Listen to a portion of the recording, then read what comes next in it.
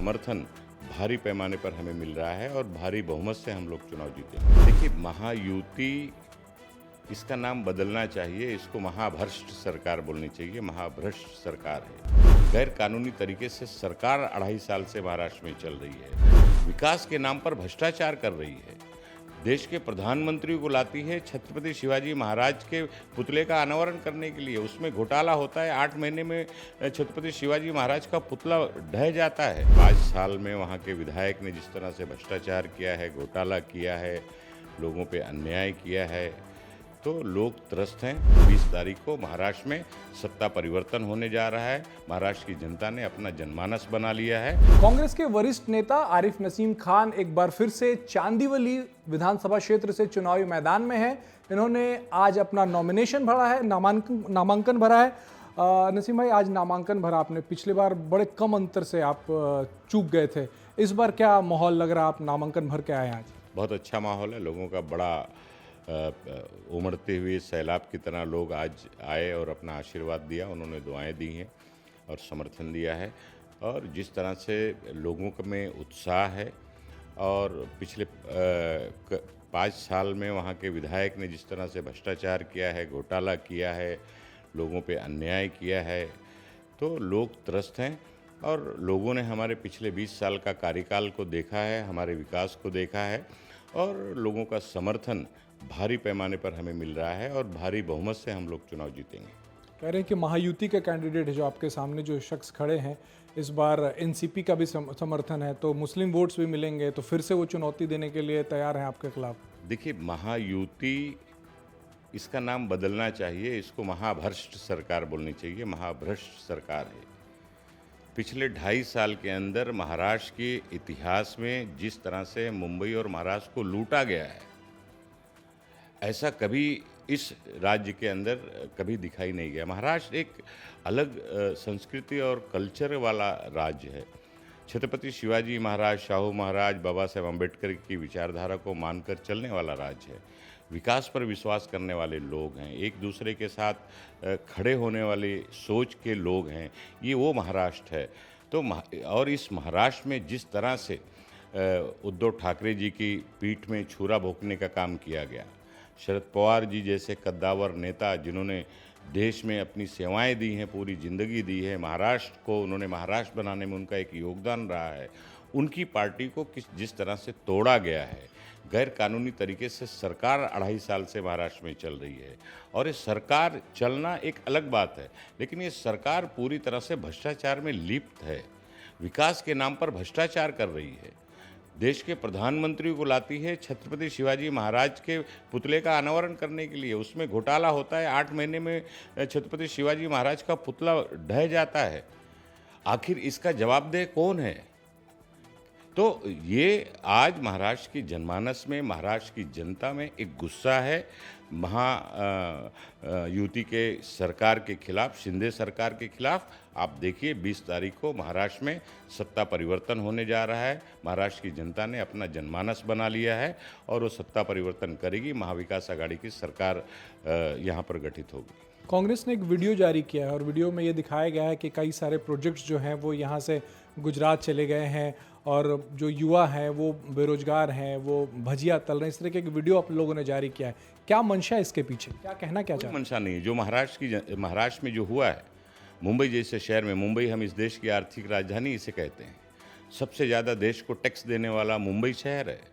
और इस मुंबई में आज देश के कोने कोने से रहने वाले लोग, इस शहर में महाराष्ट्र के कोने कोने से रहने वाले लोग, युवा बेरोजगार हैं। पिछले दिनों आपने देखा कि इसी सरकार ने 18,000 पुलिस कांस्टेबल की नौकरी निकाली, भर्ती निकाली। 19 लाख लोगों ने निवेदन किया। इसका मतलब ये है कि कितने बड़े पैमाने पर महाराष्ट्र में बेरोजगारी है, मुंबई में बेरोजगारी है। तो इस सरकार का असली चेहरा तो जनता के सामने आना चाहिए ना। उसमें गलत क्या है? 2000 लोगों के लोडर की नौकरी के लिए अडानी ग्रुप ने एयरपोर्ट अथॉरिटी के अंदर लोडर की नौकरी भर्ती निकाली थी। कम से कम 1.5 से 2 लाख युवा वहाँ पर खड़े हो गए जाकर नौकरी पाने के लिए। लोडर की नौकरी, शिक्षित, MBA, CA, इंजीनियर, क्योंकि किसी को नौकरी नहीं है। नौकरी देने वाली जो कंपनियां हैं उनको गुजरात भेजा जा रहा है, गुजरात शिफ्ट किया जा रहा है। जो मुंबई पूरे देश के लोगों का पेट भरती थी, पूरे देश के युवाओं का सपना मुंबई बन के रहती थी और उस सपने को साकार मुंबई करती थी, आज उस मुंबई में रहने वाला हमारा युवा बेरोजगार है। ये सच्चाई है, ये हकीकत है। ये राजनीतिक, हम विपक्ष में हैं, वो सत्ता में हैं और इसलिए हम आरोप लगा रहे हैं, ऐसा नहीं है। सच्चाई समझना होगा और मुंबई और महाराष्ट्र की जनता बड़ी ही समझदार है। जैसे मैंने कहा, वो सच्चाई समझती है।